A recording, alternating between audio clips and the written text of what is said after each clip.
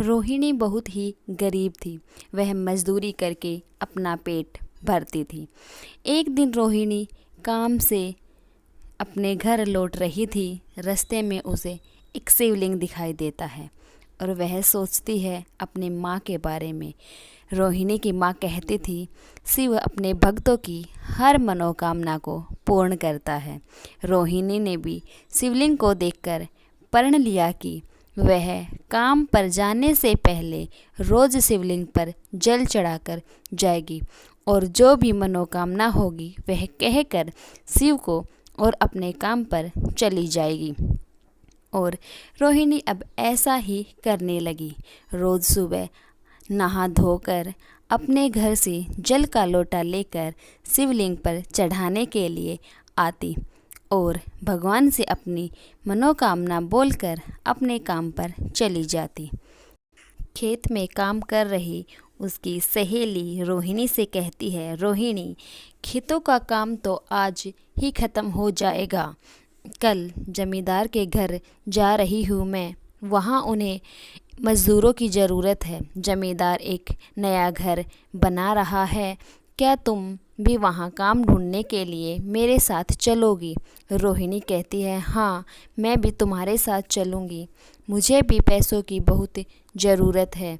अगली सुबह रोज़ की तरह रोहिणी शिव पर जल अर्पित करती है और हाथ जोड़कर कहती है, हे महादेव, मुझे पैसों की बहुत ज़रूरत है।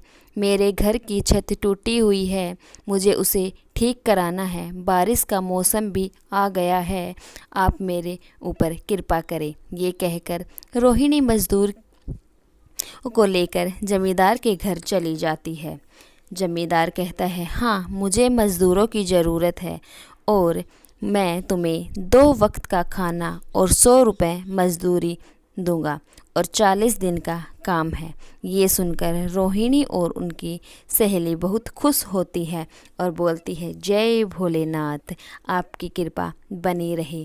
धीरे धीरे टाइम निकल जाता है और 40 दिन पूरे होते हैं। रोहिणी और उसकी सहेली दोनों खुश होती हैं और सोचती हैं, आज तो हम जमींदार से अपनी मजदूरी ले आएंगे और मैं तो अपने घर की छत ठीक कराऊंगी। बहुत दिनों से टूटी हुई है, बारिश के समय पानी बहुत गिरता है। ये कहकर दोनों जमींदार के घर पहुंच जाती हैं और जमींदार कहता है, कौन से पैसे, कैसे पैसे? तुम लोगों को 2 वक्त का पेट भर खाना दिया, यही तुम्हारी मजदूरी है, कोई पैसा नहीं मिलेगा। तब रोहिणी कहती है, मालिक, आपने कहा था 100 रुपये प्रतिदिन के मिलेंगे, लेकिन जमींदारों ने वहाँ से भगा देता है। रोहिणी रोते रोते अपने शिवलिंग के पास आती है और कहती है, हे महादेव, ये क्या हो गया?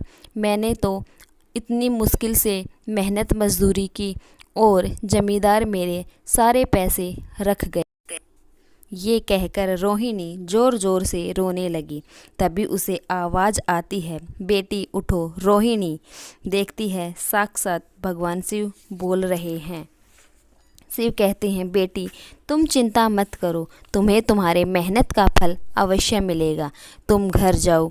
वहीं दूसरी तरफ जमींदार अपने पैसों को बैग में भर रहा और खुश हो रहा कि आज तो मैंने मज़दूरों के पैसे रखकर बहुत सारे पैसे इकट्ठे कर लिए हैं। तभी उनकी एक छोटी सी बेटी आती है और कहती है, पिताजी, मुझे कुछ पैसे चाहिए। जब जमींदार पैसे देखता है तो वहाँ पैसे गायब होते हैं। तब जमींदार ज़ोर ज़ोर से रोता है और दौड़ा दौड़ा महादेव के पास जाता है। कहता है, हे महादेव, तुमने ये क्या किया? तुमने अपने ही भक्त के सारे पैसे छीन लिए। क्या यह एक भगवान को शोभा देता है?